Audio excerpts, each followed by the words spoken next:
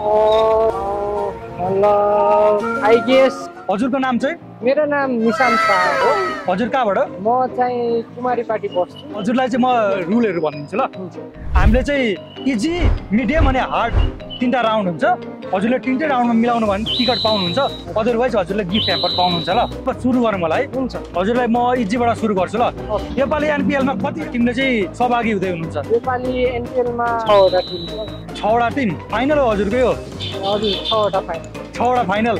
उहाँले 6वटा टिम भन्नुभएको छ, तर एक्ज्याक्ट भन्नुपर्दा चाहिँ 8वटा टिमले पार्टिसिपेट लिँदै हुनुहुन्छ। हजुरले यो क्वेसनमा उहाँ चुक्नु भएको छ। अब अर्को क्वेसन सोधौँ है। एनपिएल सिजन 1 को विनर को हुनुहुन्छ? जनकपुर बोल्ट। यो चाहिँ मिलाउनु भएको छ उहाँले इजी राउन्ड चाहिँ पार गरिसक्नु भएको छ। अर्को मिडियमतिर जाँदैछौँ है हामी साथ ल।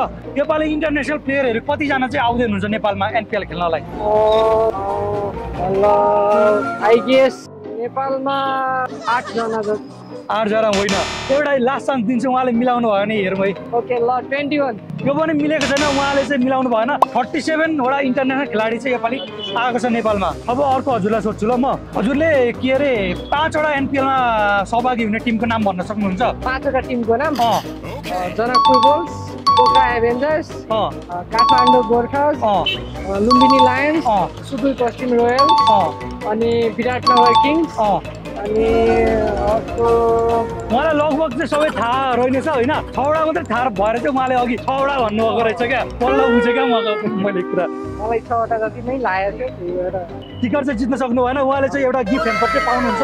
हाम्रो राफर्स एडुकेयरबाट चाहिँ एउटा उहाँले गिफ्ट ह्याम्पर पाउँदै हुनुहुन्छ। हजुरलाई कस्तो लाग्यो गेम खेलेर? गेम खेले एकदमै रमाइलो भयो। रमाइलो भयो है।